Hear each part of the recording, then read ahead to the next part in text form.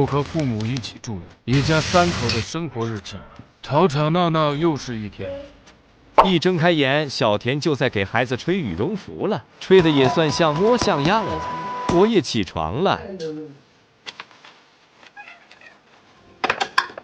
小朋友穿好就过来洗漱。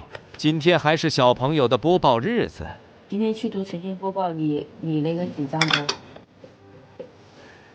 不紧张，我们就按时出发了。看样子要下雨了。来了来了，看他样子还是有点紧张的，明显就是声音不太洪亮。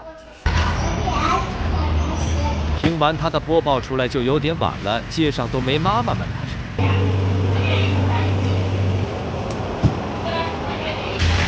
已经在下雨了，快回家。终于到家了，我还带回来了一个快递。我先来把早饭给做了，给自己熬一个醪糟荷包蛋，加了红糖，黑乎乎的。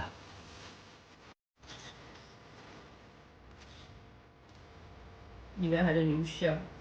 喝到最后，脸色直接红润了。今天休息不运动，因为要处理一些事情。弄完来给小田打个电话。回来吃饭不，老公？你现在路上来的呀？哦，好嘛。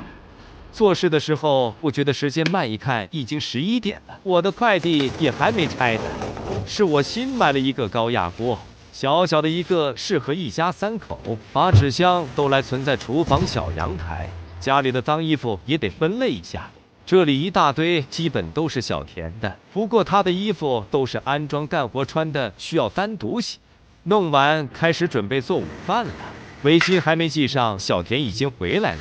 他说他下午会有点急，所以直接上手来蒸饭了。怎么样了？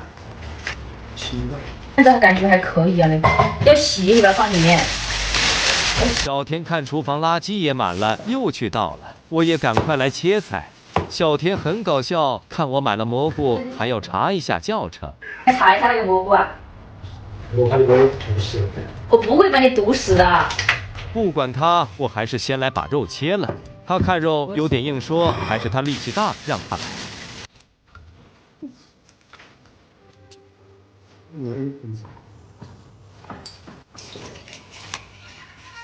全部做好，就准备开始炒菜了。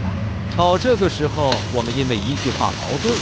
2个人看着隔得很近，其实中间挡了一块墙。他不说话，我也不想说话。炒第2个菜，他又非要来炒，还故意在那里颠锅。2个人相视一笑，好了，矛盾一下又没了。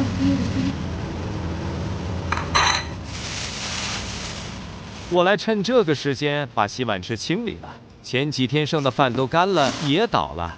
抽油烟机也喷上这个，给他点时间，他能自己溶解油污。做完，饭也好了。你不是害怕有毒，先给我吃吧你。不会。深刻觉得小田狡猾起来了。第1口蘑菇让我吃，还在我面前王婆卖瓜。最近我感觉只要我参加这种弄饭的这个，那个菜系要好一点。对对对，是的，是的，是的，就你最厉害了，就你最伟大，就你做的最好吃。吃完他还告诉我，他还买了一个去飞头的。我那里有的，你不用，你又买新的你。你看这个美女介绍的。看美女介绍的，我给你介绍的你不要，你看美女介绍的你立马买。这男人迟早能把我气晕。他走了，我立马来收拾碗筷。现在我也是认真戴上手套了。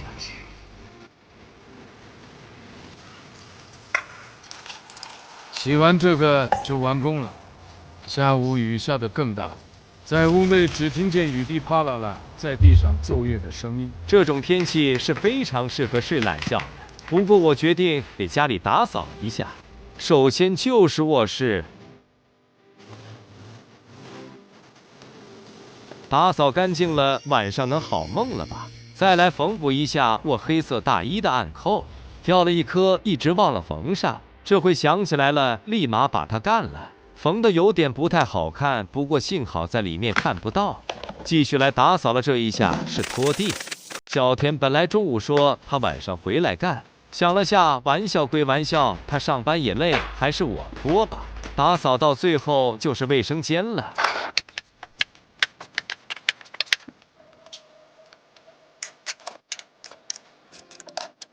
最后是刷这个。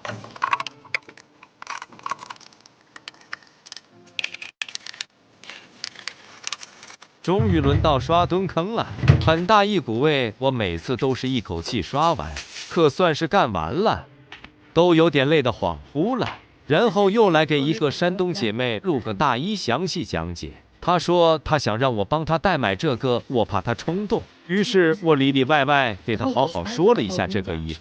全部搞完，我得去接小朋友了。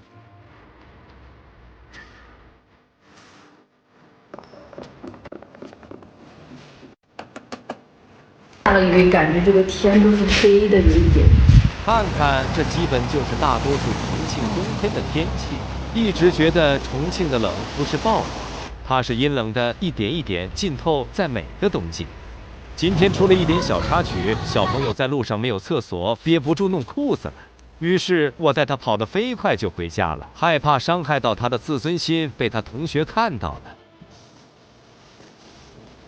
夜晚，月亮姑娘。出来的时候，他又在画画。你找这个，哪个是你画的？是我画，都是我画的。还挺漂亮的。骂了他2句，又来我面前画画了。天也快黑了，我又要做晚饭了。突然听到小田也回来了。他说是因为我在那里，他很紧张。他回来了，我也赶快来做饭。找来找去都找不到排骨，还是小田一下找到了。而且他还说他炒菜让我把饭蒸着就行，超级开心，把他带回来的快递拆了。第一个就是他被我骂得去黑头的男人，直接过掉来看我的第二个。甜甜圈的雪地区颜色款式都是他自己选的。旁边有个拉丝，来试一下吧。老板没有啊？还来一件我给甜甜圈买的羽绒服。我本来想买个黑色，不过他自己选了这个亮色。想了想也是，这是他的衣服，不是我的。我不能把我的理解和喜欢绑在他的身上。穿上甜甜圈，嘴巴都快笑裂开了。小田也在开始做菜了。他最近买了一个灯，对每个菜都需要检查一下。小田又来捣鼓他买的这个。